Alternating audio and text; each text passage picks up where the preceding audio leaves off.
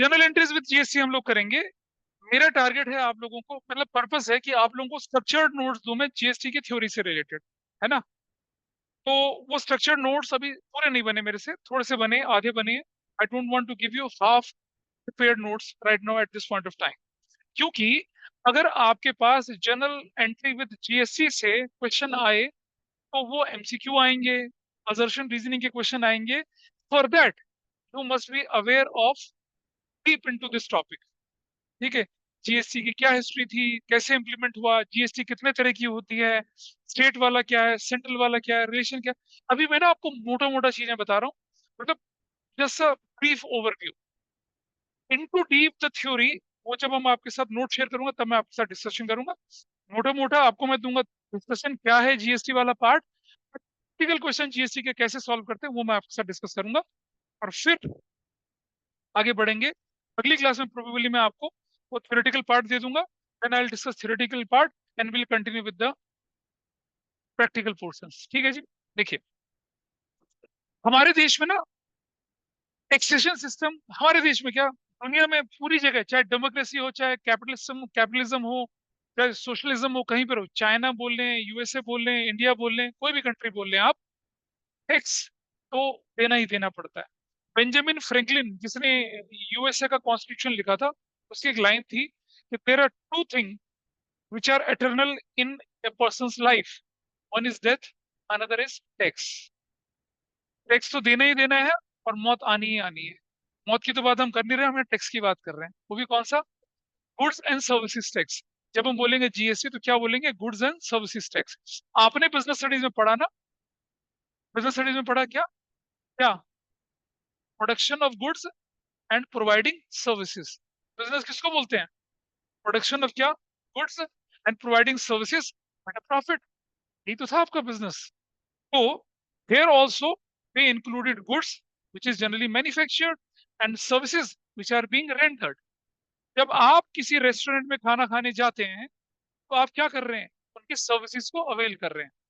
लेकिन जब आप किसी शॉपिंग मॉल से कुछ सामान आउटफिट खरीद रहे हैं अपने लिए तो क्या करते हैं, गुड्स खरीद रहे हैं। ठीक है, तो चाहे आप गुड्स खरीदें चाहे आप सर्विसेज लें, आपको क्या करना पड़ेगा, टैक्स देना पड़ेगा। और वो टैक्स पहले अलग अलग फॉर्म में चलता था। ठीक है, मैं ब्रीफ ओवरव्यू, बहुत डीपली नहीं जा रहा उसके अंदर, मैंने कहा था डिटेल हम बताएंगे तब जब मैं आपके साथ नोट शेयर करूंगा। तो अब परेशानी क्या होती है कि जीएसटी का अकाउंटिंग ट्रीटमेंट हमें कैसे करना है, उस पर मैं आपका डिस्कशन यहाँ आज की क्लास में लेके चलूंगा। ठीक है, how we have to go about. इसकी प्राइमरी कंडीशन होती है कि जनरल एंट्री थोड़ी बहुत तो आपको आनी चाहिए, नहीं आती तो आपके पास अगली क्लास तक का टाइम है। जो लोग नहीं आए थे उनको हम करेंगे कवर अप और फिर वो भी इसको हैंडल कर पाएंगे। गुड्स एंड सर्विसेज टैक्स है इस पर, सर्विसेज पर। ठीक है, पहले क्या होता था, what ever may be the tax collection वो जाती थी सेंट्रल गवर्नमेंट के पास। देयर आर सर्टेन एरियाज जहाँ सेंट्रल गवर्नमेंट को टैक्स की कलेक्शन करनी पड़ती थी, देयर आर सर्टेन एरियाज जहाँ पर स्टेट गवर्नमेंट को टैक्स की कलेक्शन करनी पड़ती थी। अब आप बताइए, सेंट्रल गवर्नमेंट इज पापा, स्टेट गवर्नमेंट इज बच्चा। तो घर की इनकम में बड़ा कंट्रीब्यूशन जब बच्चे छोटे होते हैं तो किसका होता है, पापा का होता है। ठीक है, तो जो टैक्स की कलेक्शन होती थी वो ज्यादा होती थी किसके पास, सेंट्रल गवर्नमेंट के पास, और कम कलेक्शन होती थी किसके पास, state government. State is confined to geographical boundaries, country is a whole. तो सेंट्रल गवर्नमेंट के पास तो पूरे देश से कंट्रोल आता था। अब स्टेट गवर्नमेंट जो होती थी वो इनकम टैक्स नहीं लगा सकती, स्टेट गवर्नमेंट इनकम टैक्स थोड़ी लगा सकती है, स्टेट गवर्नमेंट कॉर्पोरेट टैक्स भी नहीं लगा सकती है। तो कॉर्पोरेट टैक्स लगाने का और इनकम टैक्स इंडिविजुअल पे लगाने का वो तो हक किसके पास है, सेंट्रल गवर्नमेंट के पास है। और आदमी तो ज्यादा इनकम टैक्स भरता है और कॉर्पोरेट टैक्स कंपनी से बहुत ज्यादा वसूला जाता है, तो ज्यादा कलेक्शन का शेयर किसके पास आता था, सेंट्रल गवर्नमेंट के पास। ठीक है, और जो स्टेट में भी जो छोटे मोटे टैक्स होते थे उसमें भी उसका कंट्रीब्यूशन होता था। तो यहाँ हमेशा लड़ाई छिड़ी रहती थी कि भाई क्या, भाई सेंट्रल ने ज्यादा ले लिया, हमें तो कम दे रहे हैं टैक्सेशन का शेयर। और सरकार ने क्या किया, एक प्रोग्रेसिव सिस्टम ऑफ टैक्सेशन लेके आए और बहुत सारे अलग अलग सिस्टम्स को इसके अंदर मर्ज किया, गुड्स एंड सर्विसेज टैक्स बोला। इन्होंने क्या किया, suppose if we are charging 12% from somebody for any commodity, तो ये क्या करते हैं, उसको आधा कर देते हैं। ठीक है, 6% किसको जाएगा, सेंट्रल गवर्नमेंट को जाएगा, और बाकी का आधा जो है 6% वो किसके पास जाएगा, स्टेट गवर्नमेंट को जाएगा। स्टेट गवर्नमेंट को जाएगा। मान लिया जाए आप चंडीगढ़ के किसी रेस्टोरेंट में खाना खाते हैं, ठीक है जी, और चंडीगढ़ के रेस्टोरेंट में आपको जीएसटी भरना पड़ता है कितना, 18%। तो जब आप उसकी रसीद देखेंगे तो आपको दिखेगा दो कंपोनेंट, 9% सीजीएसटी और 9% एसजीएसटी, ऐसा लिखा हुआ दिखता है आपको, ठीक है जी। तो क्या होगा, यू पेड, अब मान लो आपने 10,000 का खाना खाया, राक्षसी खाना खाया आपने 10,000 का, खा लिया। एक आदमी 10,000 का खाना क्या खाता है, खा लिया, चलो मान लो 20,000 खा लिया, कम है तो चलो बोलो, तेजस को भी मिला लिया, तेजस को भी मिला लिया, 20,000 का खाना खाया, 18% लगाओ, कितना हुआ भाई इसमें, 3600, टोटल कितना हो गया, 23,600, ऐसे बनाना। ये जो 3600 है, इसको दो हिस्सों में बांट लीजिए आप, 20,000 का कितना हुआ, 18% 3600 होता है ना। तो ऐसे नहीं चार्ज किया जाता इसे, ऐसे चार्ज किया जाता है, ऐसे चार्ज किया जाता है कि 20,000 का आपने खाना खाया, CGST 9%, कितना, 1800 रुपया, SGST 9%, कितना, 1800 रुपया, टोटल आपसे बोलते हैं कितना, 13,000, कितना, 23,000, कितना, 600, दैट यू हैव टू पे द, और रेस्टोरेंट वाला, ढाबे वाले, आपको उसको ये पैसा देना पड़ेगा। अब क्या हुआ, is there any problem in this? सरकार का पैसा अलग है, सेंट्रल गवर्नमेंट का, स्टेट गवर्नमेंट का अलग है ना। तो अब सेंट्रल गवर्नमेंट कोई उल्टा पुल्टा काम कर रही है, और ना ही स्टेट गवर्नमेंट के साथ कोई परेशानी हो रही है, सबको अपना अपना हिस्सा मिल रहा है, ठीक है। और जीएसटी काउंसिल होती है, जीएसटी काउंसिल होती है, मतलब जो जीएसटी के सारे ट्रांजेक्शन्स को क्या करती है, मॉनिटर करती है, कंट्रोल करती है, गाइड करती है, ऑब्जर्व करती है, ठीक है। जीएसटी काउंसिल क्या करती है, टाइम टू टाइम सरकार का पैसा सेंट्रल गवर्नमेंट का सेंट्रल गवर्नमेंट को पहुंचा देती है, स्टेट गवर्नमेंट का सेंट्रल को स्टेट गवर्नमेंट को पहुंचा देती है, ठीक है। अच्छा,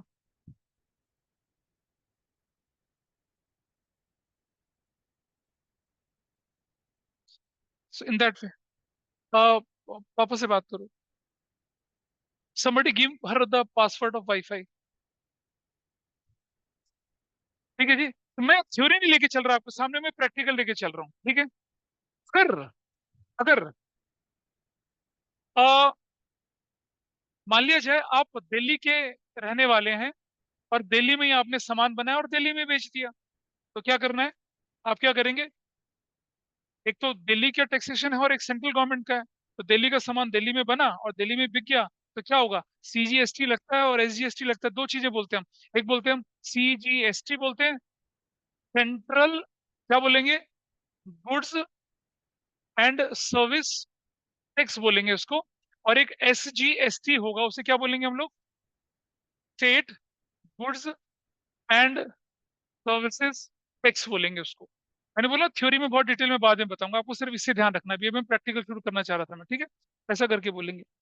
लेकिन अगर क्या हुआ कि you are here in Delhi, और आपका सामान कहाँ जाता है, कहाँ बिकता है, नोएडा में बिकता है, क्या बिकता है, नोएडा में बिकता है सामान। तो ऐसी कंडीशन में हमें क्या करना पड़ेगा, बोलो क्या होगा, सेम होगा, सेम होगा, नहीं, क्या होना चाहिए, हाँ, नहीं नहीं, दिल्ली में सामान बना और वो कहाँ जा रहा है, कहाँ जा रहा है, वो नोएडा जा रहा है। देखो भैया, एक स्टेट से अगर, सुन, क्या बोले बेटा, बोलो,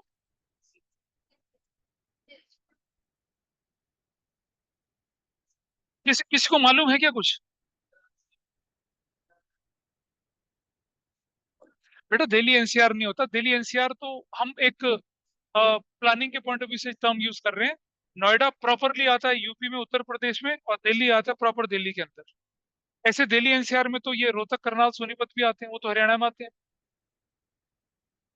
ऐसा नहीं बोल सकते। सेंट्रल गवर्नमेंट के जीएसटी के हिसाब से यूपी अलग स्टेट है, दिल्ली अलग स्टेट है, पंजाब अलग स्टेट है, हरियाणा अलग स्टेट है, ठीक है जी। सीजी एसजीएसटी की बात मैंने आपसे बात कर ली यहाँ पर, ठीक है। अब क्या होगा कि अगर आपका सामान एक स्टेट से दूसरे स्टेट पे जाता है, तो हम क्या करते हैं, सीजीएसटी एसजीएसटी की बात नहीं करते, फिर हम बात करते हैं किसकी, आईजीएसटी की, किसकी बात करते हैं, एक स्टेट से दूसरे स्टेट में अगर सामान ट्रांसफर होगा तो सीजीएसटी एसजीएसटी की बात नहीं होती, पहले सामान ट्रांसफर होगा, ट्रांसफर होने के बाद देखा जाता है कि कंजम्पशन हो रहा है नहीं हो रहा है। तो जब एक स्टेट यूपी से कहाँ चला गया, दिल्ली पहुंच गया, या दिल्ली से यूपी पहुंच गया, ऐसी कंडीशन में आईजीएसटी कहते हैं उसको, क्या बोलते हैं, इंटीग्रेटेड, क्या, गुड्स एंड सर्विस टैक्स, ऐसे बोला जाता है, आईजीएसटी बोले। इसे कैसे इस्तेमाल करना है वो मुझे बताना है आपको, ठीक है। सीजीएसटी एसजीएसटी की बात आपने पढ़ी, और एक क्या हो जाएगा, आईजीएसटी की बात बनेगी। अब एक बात समझिएगा, अगर आप सामान खरीद रहे हैं, अगर आप सामान खरीद रहे हैं और आपको क्या करना पड़ रहा है, आपको टैक्स पे करना पड़ रहा है, तो सामान खरीदते समय जो टैक्स होगा उसे बोलते हैं इनपुट। क्या बोलते हैं उसको, input. Input CGST, input SGST, या फिर इनपुट आईजीएसटी, तीन चीजें यूज होती हैं। इनपुट सीजीएसटी, इनपुट एसजीएसटी, या बोलेंगे क्या, इनपुट आईजीएसटी। एक स्टेट के अंदर ही हो रहा है तो इनपुट सीजीएसटी, इनपुट एसजीएसटी, और अगर स्टेट से दूसरे स्टेट में जा रहा है तो क्या बोलते हैं, इंटीग्रेटेड आईजीएसटी। देख बेटा, हमने बोला अगर हम सामान परचेज करते हैं, परचेज, ठीक है, तो हम क्या यूज करेंगे, हम यूज करेंगे इनपुट सीजीएसटी, या लिखेंगे क्या, इनपुट एसजीएसटी। ठीक है, अगर ये एक स्टेट से दूसरे स्टेट वाला बात बनी तो क्या लिखेंगे, खरीदना वाला, इनपुट आईजीएसटी बोलेंगे उसको। परचेज करते समय आपको इनपुट सीजीएसटी, इनपुट एसजीएसटी लगाना है, और अगर स्टेट के बाहर ट्रांसफर हो रही हैं चीजें तो इनपुट आईजीएसटी लगाना खरीदते समय। लेकिन जब आप क्या करेंगे, सेल करेंगे, तो क्या लिखेंगे आप यहाँ पर, आउटपुट सीजीएसटी, या बोलेंगे क्या, आउटपुट एसजीएसटी। और या अगर स्टेट के बाहर है तो क्या बोलेंगे, क्या बोलेंगे, आउटपुट, आउटपुट आईजीएसटी, ऐसे बोलेंगे। अब इन्हें प्रैक्टिकली कैसे इस्तेमाल करना है उसके बारे में आपको बताता हूँ। ठीक है, प्रैक्टिकली कैसे इस्तेमाल करना है उसके बारे में हम इसका डिटेल डिस्कशन करेंगे। ठीक, जरा देखें जरा, क्योंकि मैंने थियोरेटिकल चीजें नहीं बताई आपको, इससे थोड़ा सा वियर्ड लगेगा, but I don't want to give you half prepared information, that is why I am not going deep into this particular thing. Theoretical चीजों के डीप में नहीं चल रहे हैं, मैं सीधा छोटे छोटे क्वेश्चन से शुरुआत करूंगा आपकी, आपको समझ में आएगा। तो जहां जहां जरूरी होगा वहां पर मैं क्या करूंगा, आपके साथ डिटेल डिस्कशन लेके चलूंगा। ठीक है, सर जब सेल होता है तब होता है ना इनपुट, या? हाँ, आउटपुट, आउटपुट सेल के साथ होता है, कैसे इस्तेमाल होता है वो मैं दिखाऊंगा आपको भी। ठीक है, चलिए देखें जरा, आप अपने बुक का पेज नंबर 12.8 खोलिएगा, पेज नंबर 12.8। बाकी डिटेल मैं आपको अभी नहीं बोल रहा हूँ, थोड़ा सा देर में करेंगे।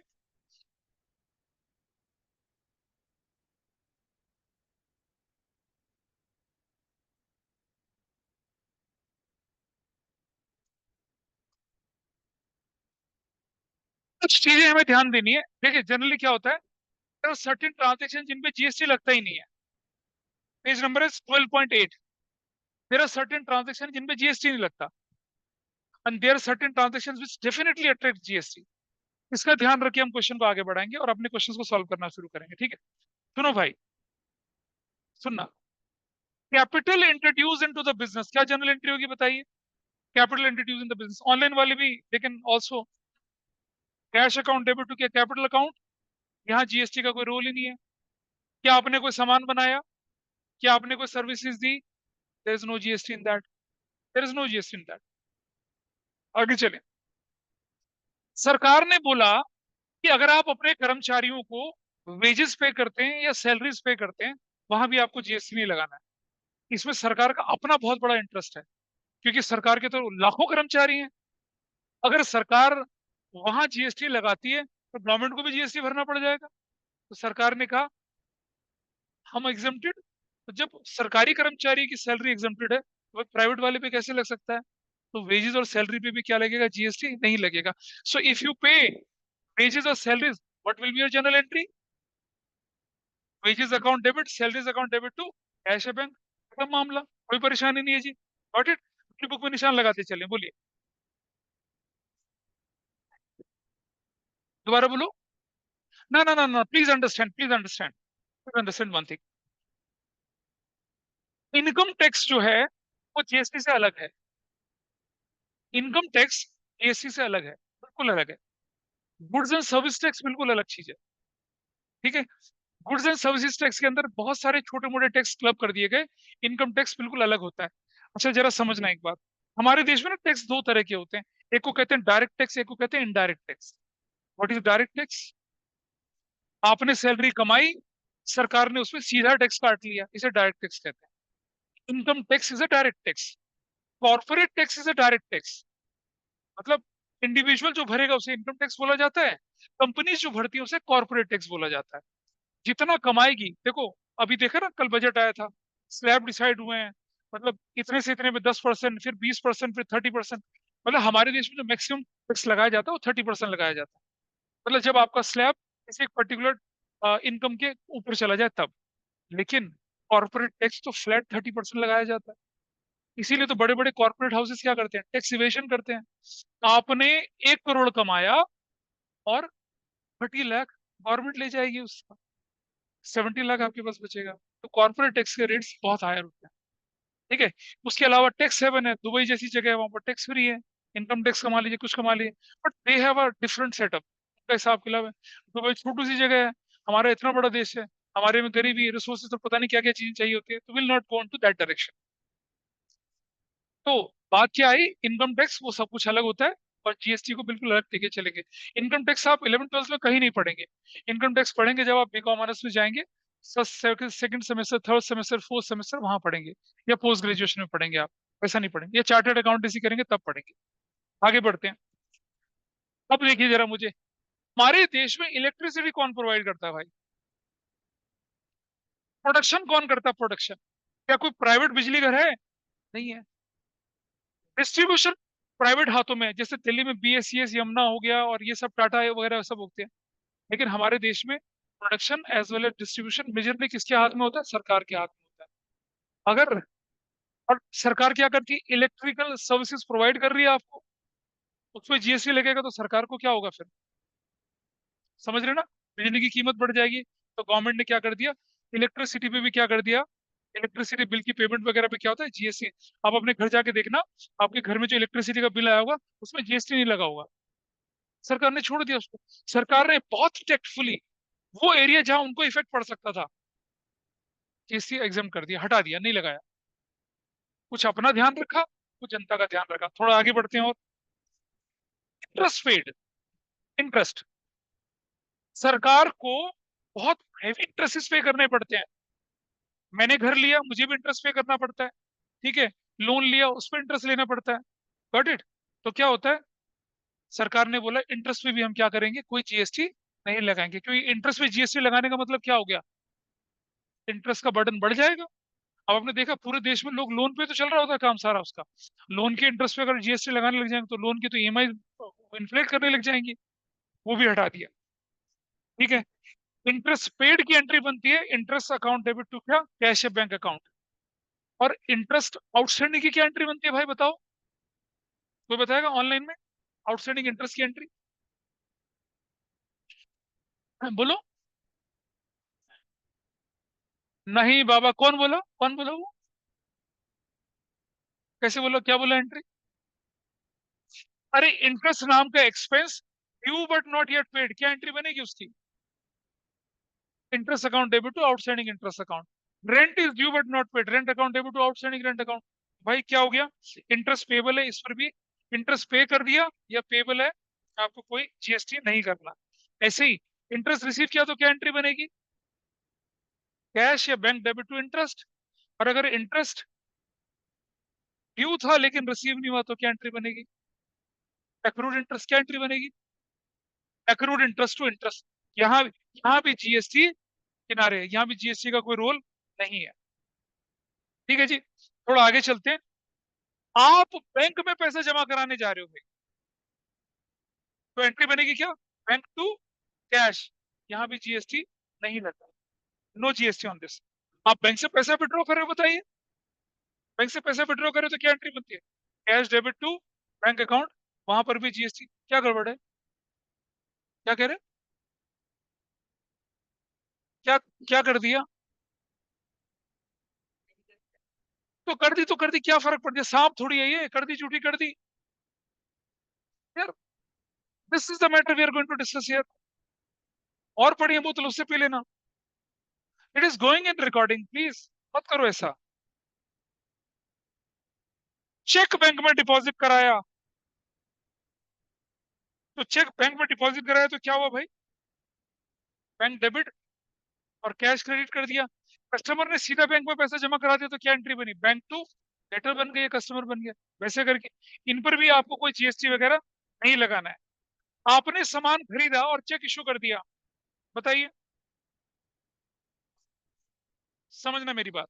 आपने कभी सामान खरीदा था, अब आप पेमेंट करने जा रहे हो, हाँ, चेक से। नहीं, सुनो, अगर आप क्रेडिटर को पेमेंट कर रहे हो तो क्रेडिटर डेबिट टू क्या कहलाएगा? बेटा रुक जा, पहले परचेज टू क्रेडिटर हुआ, फिर क्रेडिटर टू क्या हो गया? कैश बैंक की बात कर दी, ठीक है। तो यहाँ अपनी उधारी चुकाने जा रहे हो ना, जब आप क्रेडिट चुकाने जा रहे हो, तब जीएसटी की बात नहीं होती है, ठीक है। अच्छा, मान लिया आपने अपने ट्रेवलिंग एक्सपेंसेस, कन्वेंस चार्जेस हैं वो पे कर दिए। आपके एम्प्लॉय मार्केटिंग के लिए जगह जगह जाते हैं, अलग अलग शहरों में जाते हैं, उनका किराया भरना पड़ता है ना आपको, उस किराए पे, वो वाला किराया जो होता है, उस पर कन्वेंस चार्जेस पे क्या करते हैं, जीएसटी का नहीं कर रहे हैं, ठीक है जी। अच्छा, नहीं कर रहे, conveyance expense account debit to cash. Depreciation लगा अगर मशीनरी पे, तो क्या एंट्री बनती है? Depreciate to machinery. उस पर भी कह रहे हैं कि भाई जीएसटी का कोई रोल नहीं है।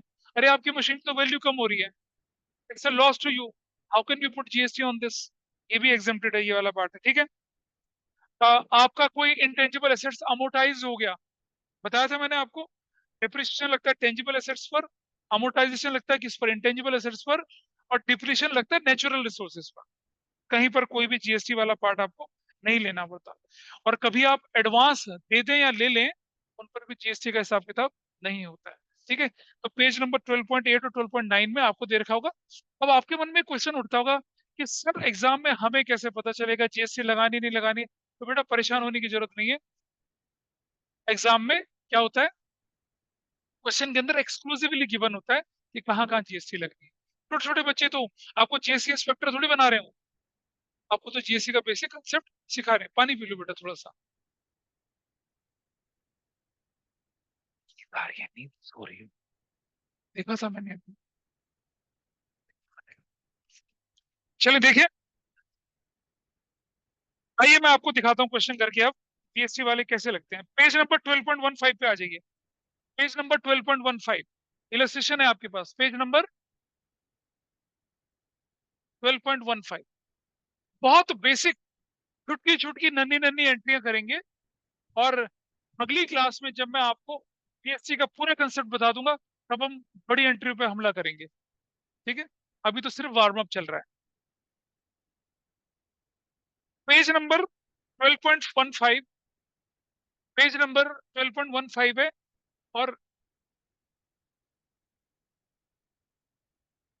पेज नंबर 12.15 पे इलस्ट्रेशन नंबर 1 है आपकी, ठीक है। रविश देख रहे हैं आप लोग? Journalize the following transactions in the books of Ramesh on April 2024। April 3, purchase goods for cash 5,000, दिख रहा है लिखा हुआ, plus CGST plus HGST at 9% each. अब देखिए जरा, मैंने आपको बताया था ना, खरीदते हैं तो will talk about what? Input. बेचते हैं तो हम किसकी बात करते हैं? आउटपुट। ऐसी तो होता है। अब जरा देखिए कैसे लगाना होता है इसको, देखिए। हमने पहली एंट्री लिखी क्या, पेज नंबर कितना बोला अभी हम लोगों ने? 12.15, और इलस्ट्रेशन नंबर कितना?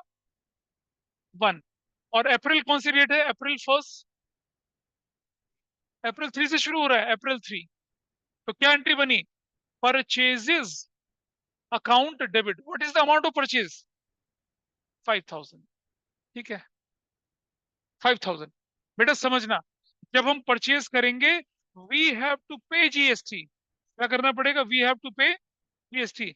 और जब हम सेल करेंगे, we have to collect GST. अब जरा समझिए, व्हेन वी पे जीएसटी, ठीक है, तो हमें क्या करना पड़ेगा? इसे डेबिट करना पड़ेगा। व्हेन वी कलेक्ट जीएसटी, हमें क्या करना पड़ेगा? उससे क्रेडिट करना पड़ेगा। कैसे? मैं दिखाता हूँ। अब क्वेश्चन में बहुत साफ साफ लिखा है ना, क्वेश्चन में साफ साफ लिखा है, सीजीएसटी वाला पार्ट है। हम लिखेंगे क्या? Input CGST account debit. बताइए 5,000 का 9% कितना होता है? 450। Input SGST account debit, what is that? 452। क्या ये सामान कैश खरीदा था या उधार खरीदा था? कैश। To cash account 5,000, 900। अब तक जो हम जनरल एंट्री करते थे क्या होती थी, purchase to cash 5000 5000, but now they are saying GST का भी क्या हो गया, इंक्लूजन हो गया। तो परचेज के साथ इनपुट लगेगा, सेल के साथ आउटपुट लगेगा। अभी आउटपुट वाला करेंगे, क्या लिखेंगे, purchased, purchased goods for cash, purchase goods cash में करी एंड क्या लिख दिया, पेड, पेड जीएसटी। आप लिखना चाहें तो लिख सकते हैं पेड 9% सीजीएसटी 9% एसजीएसटी, ऐसा भी लिख सकते हैं आप। But if you right paid GST that is more than sufficient.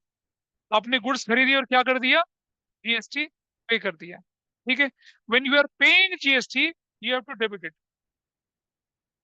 क्या हो गया, when we are paying GST तो वी हैव टू क्या करना पड़ेगा, debit it.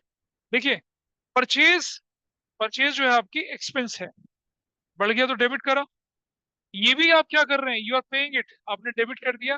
Cash is an asset going out तो क्या कर दिया, उसको क्रेडिट कर दिया। एसेट्स डिक्रीज हो रही है ना आपकी, तो cash credit, purchase debit, input CGST debit, input SGST debit to cash. इन तीनों का टोटल आपका कैश की पेमेंट में जाएगा। क्या इस बात पर किसी का कोई डाउट है, बोलिए। आप दोनों नए वाले, ऊपर से निकल रहा है। अच्छा ठीक है, ऑनलाइन में everybody is okay, Anaya, Tavish, moksha, अनंत, तो ये सब बाकी लोग। Yes sir. अच्छा, थोड़ा आगे चले। अप्रैल 5 हमने चीजें बेच दी, हमने चीजें बेची कितने की, 8000 की। आइए देखते हैं, April 5 when you are selling goods, तो आपकी एंट्री क्या होती है, कैश टू सेल्स। लेकिन अब आपको थोड़ा सा होल्ड करना पड़ेगा, you will write cash account debit, अभी अमाउंट नहीं लिखेंगे इसके आगे, टू सेल्स अकाउंट, क्या लिखेंगे, टू सेल्स अकाउंट। कितने का सामान बेचा बताइए, 8000। क्वेश्चन सेज जीएसटी का रेट क्या है, 9%, क्या, टू आउटपुट सीजीएसटी अकाउंट कितना, 720, टू आउटपुट एसजीएसटी अकाउंट कितना, 720। दोनों का टोटल कितना हुआ बताइए, 8000 प्लस 1420, 9420। क्या कर रहे हो तुम लोग ये, कितना, 1440 हुआ ना, तो कितना हो गया, 9440। ऐसे क्या बोलेंगे, goods sold for cash at 9% CGST and 9% SGST. और ये भी लिख सकते हैं, goods sold for cash and GST collected, ऐसा भी लिख सकते हैं। नरेशन आपकी इंडिकेटिव होती है, बुक में देख लेना किस तरह से लिखा है, या स्कूल में आपके टीचर किस तरह से नरेशन लिखवा रहे हैं उसके हिसाब से चलेंगे। नरेशन का कोई हार्ड एंड फास्ट रूल नहीं है। उधर से लावण्य क्लियर है, ये एंट्री सेल की हो गई। तो आपने देखा, जब हम सामान खरीदते हैं तो जीएसटी क्या होता है, इनपुट बोल के क्या होता है, डेबिट होता है। और जब हम सामान बेचते हैं तो जीएसटी क्या होता है, आउटपुट बोल के it was placed on, it is placed on credit side. मुश्किल काम है कुछ, ये क्या किया, ये क्या किया, ये परचेज, परचेज के साथ क्या लगा, इनपुट। ये क्या किया, सेल्स, सेल्स के साथ क्या लगा, आउटपुट। जहां परचेज आएगी उसके साथ साथ उसके दो चेले चलेंगे, सीजीएसटी और एसजीएसटी। जहां सेल आएगी उसके साथ उसके दो चेले चलेंगे, कौन, सीजीएसटी और एसजीएसटी। ठीक है, जब कुछ ना बोला जाए, जब कुछ ना बोला जाए तो क्या करना है आपको, जब कुछ ना बोला जाए तो क्या करना है आपको, सीजीएसटी एसजीएसटी के पॉइंट ऑफ व्यू से लेके चलना है। आईजीएसटी कब लेके चलेंगे, जब क्वेश्चन स्पेसिफिकली बोले तब। ठीक है, आगे बढ़ते हैं, अगली ट्रांजेक्शन देखते हैं।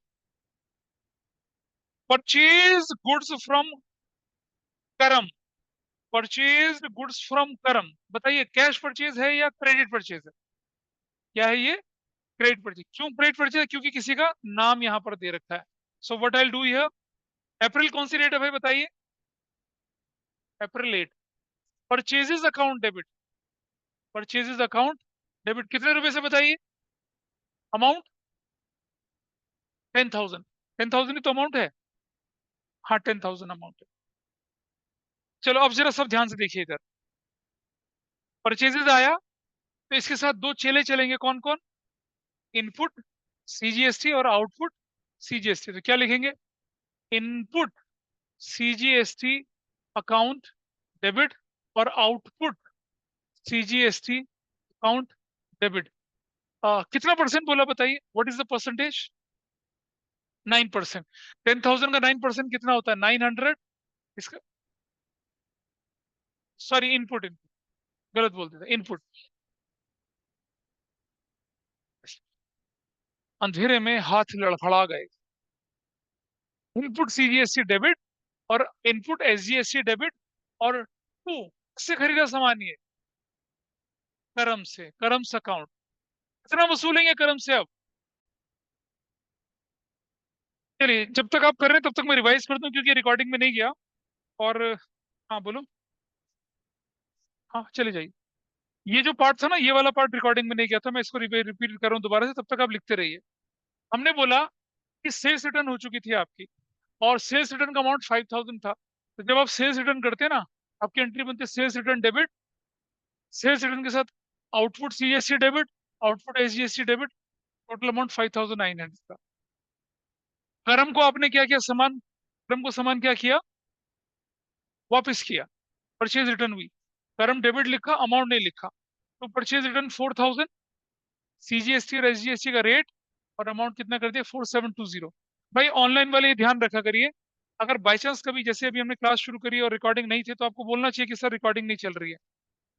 अब मैंने इतना कंसेप्ट बता दिया, रिकॉर्डिंग गड़बड़ हो गई। आगे देखिए, इलस्ट्रेशन 6 में पेज नंबर 12.24। पहली transaction started business with cash, cash to capital entry कर दी, नो जीएसटी। दूसरी ट्रांजेक्शन हम परचेज कर रहे हैं कैश में, 30,000। Input CGST, input SGST, 9% rate हमारे पास क्वेश्चन में गिवन है, 35,400। डन।